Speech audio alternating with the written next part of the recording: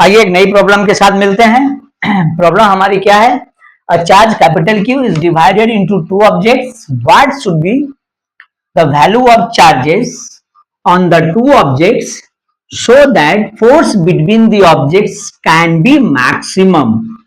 अब ये जो प्रॉब्लम है आपके पास है, ये अक्सर बोर्ड में भी आती है, कंपैरेटिव में भी आती है। ओके, कंपैरेटिव में जब हम सॉल्व करते हैं तो उसका प्रोसेस अलग हो जाता है, बहुत ही शॉर्टकट मेथड से निकल जाता है। लेकिन जब बोर्ड में सॉल्व करेंगे हम, तो वहां पे हम स्टेप्स को जरूर दिखाएंगे। इस बात का आप हमेशा ध्यान रखोगे।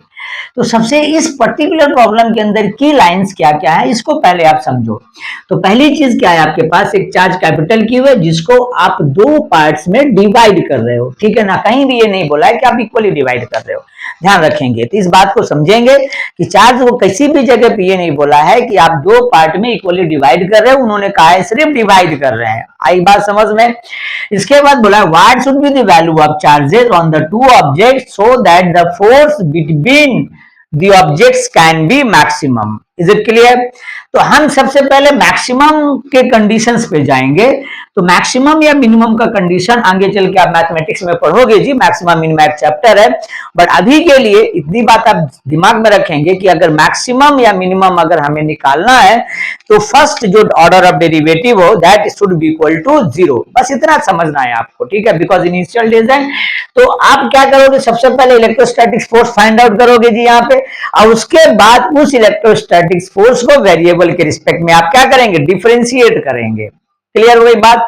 वेरिएबल के रिस्पेक्ट में आप डिफरेंशिएट करेंगे, first order of derivative should be equal to zero. वहां पे क्या करोगे, जो फर्स्ट ऑर्डर ऑफ डेरिवेटिव आएगी उसको आप जीरो से इक्वेट करेंगे, वहां से आपकी उस वेरिएबल की वैल्यू आपकी फाइंड आउट हो जाएगी, and that is the value of charge. उसी वेरिएबल की वैल्यू क्या आपके आंसर में बदल जाएगी। ओके, तो आइए जरा सवाल को देखते हैं हम। तो हमने अज्यूम कर लिया लेट Q एक small q and capital Q minus small q be the charges, with charges. हमने क्या किया जी, आपके जो ऑब्जेक्ट्स थे उस ऑब्जेक्ट्स के चार्ज को कैसे डिवाइड किया, उस ऑब्जेक्ट्स के चार्ज को हमने डिवाइड किया, एक स्मॉल q है तो दूसरा कितना बच जाएगा, capital Q minus small q। Then what is electrostatic force? Electrostatic force between Q and capital Q minus small q is what? F is equals to 1 by 4 pi epsilon naught small q capital Q minus small q upon r square। आप पूछोगे what is r, तो यहां पे लिख लोगे let r be the distance between small q and q minus small q।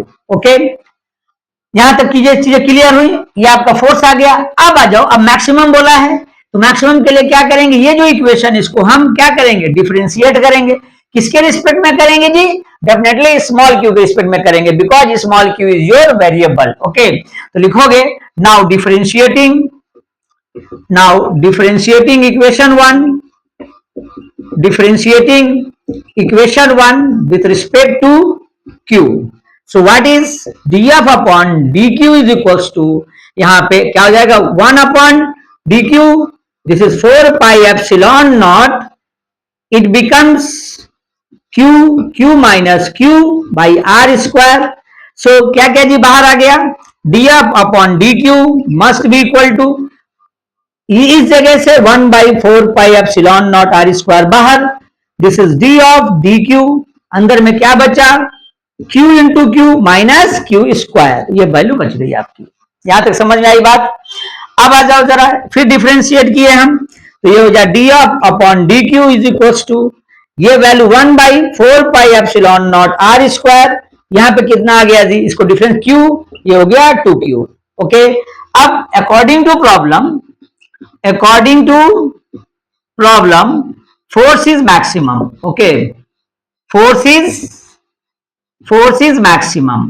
जब force maximum है तो df upon dq must be equal to 0, so it becomes 1 by 4 pi epsilon naught r square, this is q minus 2q equals to 0।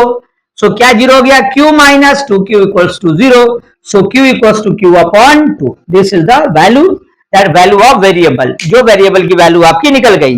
Okay, तो कितनी value आई थी आपकी, small Q की value कितनी आ गई, Q upon two. This is the value of small Q, this is Q upon two. Is it clear? So definitely what should be the value of charges on the two objects so that the force becomes maximum? This is the value of charges on the two objects, force becomes maximum. MCQ में आता है, direct आप इसमें mark कर दो. That is your correct answer. Is it clear? ये समझ में आई? आप कॉपी कर लीजिए प्रॉब्लम को. इसके बाद बढ़ते हैं नई प्रॉब्लम की तरफ. ओके, हो गया जी.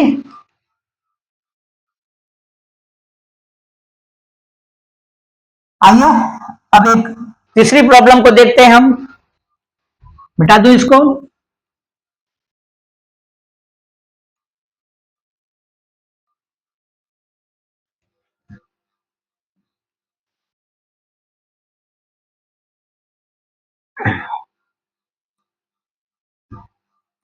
तीसरी प्रॉब्लम हमारे पास क्या है, बोला है जी. प्रॉब्लम, नेक्स्ट प्रॉब्लम है the three charges each of plus q coulomb are placed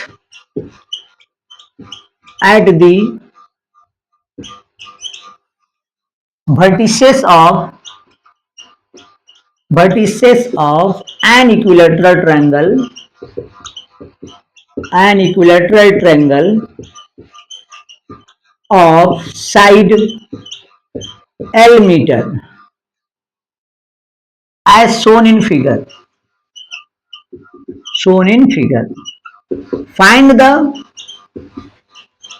force on charge placed at vertex C. मतलब सी वर्टेक्स पे जो चार्ज प्लेस है उस पे हमें क्या करना है, फोर्स निकालना है. क्लियर?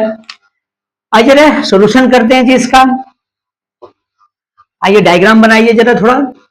ये हमारे पास क्या हो गया, इक्विलैटरल ट्रायंगल हो गया.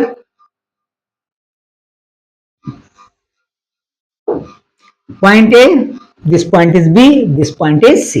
Is it clear? Equilateral triangle है तो डेफिनेटली एंगल कितना हो जाएगा जी, दैट इज 60, 60 एंड 60. ओके, तो ये एंगल भी क्या हो गया 60, ये एंगल भी क्या हो गया 60 और ये एंगल भी क्या हो गया 60. यहां पे आपने प्लस क्यू, यहां भी प्लस क्यू और यहां भी आपने प्लस क्यू को प्लेस किया है.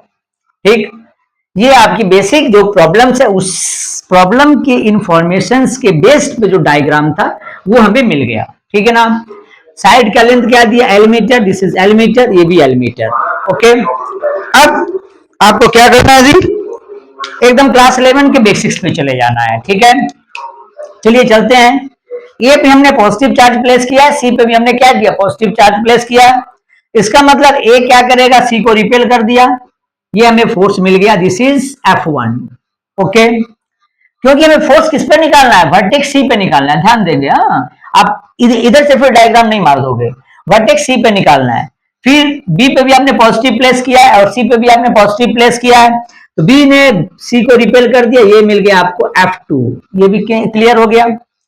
अब ये एंगल अगर आपका 60 डिग्री है तो ये एंगल भी कितना हो जाएगा, दिस एंगल भी ऑल्सो 60 डिग्री. आ गई बात समझ में? ये आपके पास एक वेक्टर हुआ F1, ये वेक्टर हो गया F2. इसका रिजल्टेंट क्या मिल गया, दिस इज F. ये हमें हो गया फोर्स. इसका मतलब फाइंड आउट क्या करना है जी, हमें F फाइंड आउट करना है. ओके, आइए जरा आगे बढ़ते हैं. तो चीज को समझोगे, यहां लिखोगे let F1 is the force on C due to charge at A. Okay, so what is F1? F1 equals to 1 by 4 pi epsilon naught Q square divide by L square. किधर जा रहा है, towards AC. This is the value. ठीक है, again F2 is the force on C due to charge at B. Okay, so F2 is equals to 1 by 4 pi epsilon naught Q square divide by L square. किधर चला गया, towards BC. Clear. अब आ जाओ, यहां लिखोगे now F1 and F2 are inclined at an angle of 60 degree. Therefore, F vector is equals to under radical sign F1 square plus F2 square plus 2F1 F2 cos 60 degree. अब एक चीज ध्यान देंगे आप, ये इक्वेशन 1 है आपके पास।